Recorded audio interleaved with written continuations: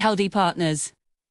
Ever wonder if cowboys in the Wild West really strapped on their six-shooters like they do in the movies? Well, you might be surprised to learn that Hollywood doesn't always get it right.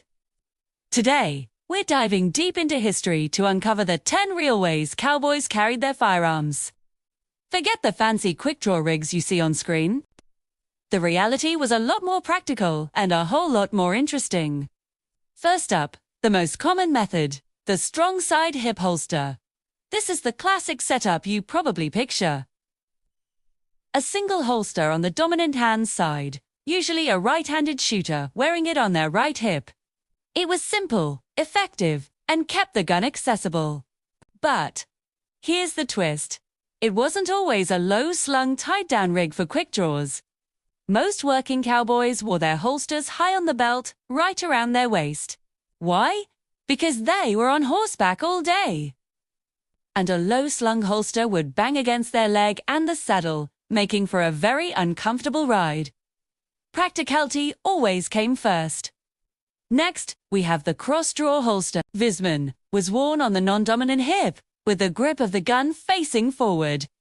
A right-handed shooter would wear it on their left hip, reaching across their body to draw. This was incredibly popular for a few key reasons. It was much more comfortable when sitting down, whether on a horse, in a saloon, or at a poker table. It also kept the gun out of the way of your main working hand, bits, which might be busy with reins or a rope. Lawmen and stagecoach drivers often favored the crossdraw because it was easier to access while seated. Number 3 is a method you rarely see in films, the shoulder holster. Yes, shoulder holsters existed back then. They were particularly favored by gamblers, detectives, and city dwellers who wanted to conceal their firearm under a jacket or coat. Dick kept the gun completely out of sight and was surprisingly comfortable for long periods. Think of Wild Bill Hickok. He was known to carry his revolvers in a sash or sometimes under his coat, showing that concealment was just as important as a quick draw for some folks. Moving on to number 4, the saddle scabbard. This wasn't for handguns, but for the cowboy's other essential firearm, the rifle or shotgun. Long guns were crucial for hunting and long-range defense. A leather scabbard would be attached to the saddle, usually on the left side, allowing the rider to pull the rifle out with their right hand while still holding the reins. It was the most secure and practical way to carry a long gun on horseback. Free, protecting it from the elements and keeping it ready for action. Our 5th method is simple yet effective, just tucking it in the waistband. This was the no-frills approach. If you didn't have a holster or didn't want to be bothered with one, you could just stuff your revolver into your belt or waistband.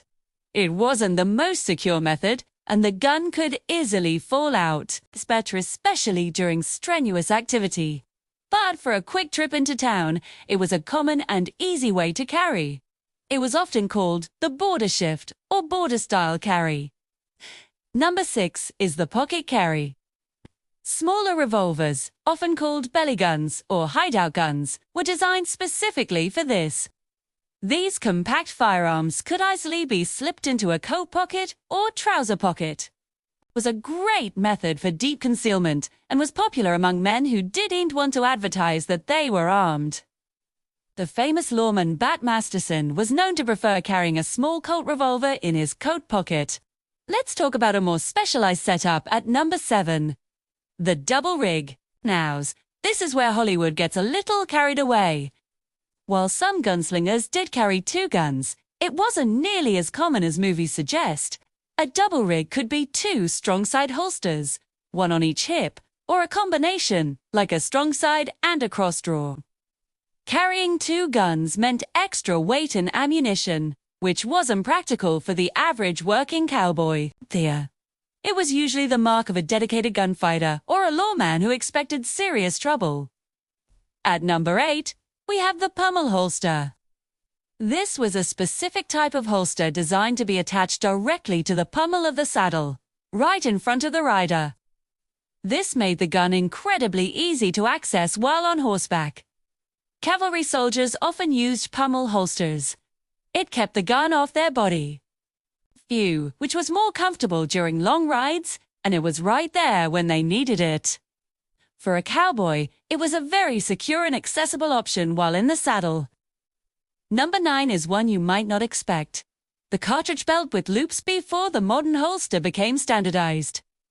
Many cowboys simply used a thick leather belt with loops sewn in for individual cartridges. The holster itself might be a simple leather pouch that slid onto this belt. The focus was on carrying plenty of ammunition. A gun without bullets is just a heavy piece of metal, so having a belt loaded with 30 or 40 extra rounds was a top priority, often more important than the style of the holster itself. Finally, number 10. Carrying it in your hand or in a saddlebag. Sometimes the simplest solution is the best. If you were expecting trouble or walking through a dangerous area, you might just carry your revolver in your hand, ready to go.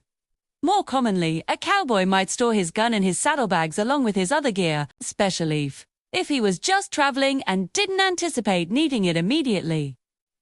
It kept the gun protected and out of the way until he reached his destination.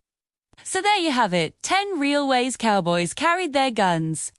It was less about flashy duels at high noon and more about practicality, comfort, and the specific job at hand.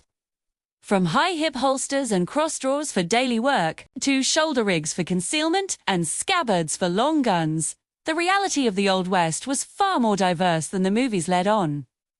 Which method surprised you the most? Let me know down in the comments. Thanks for watching, and if you enjoyed this trip back in time, be sure to hit that like button and subscribe for more real history. We'll see you in the next video.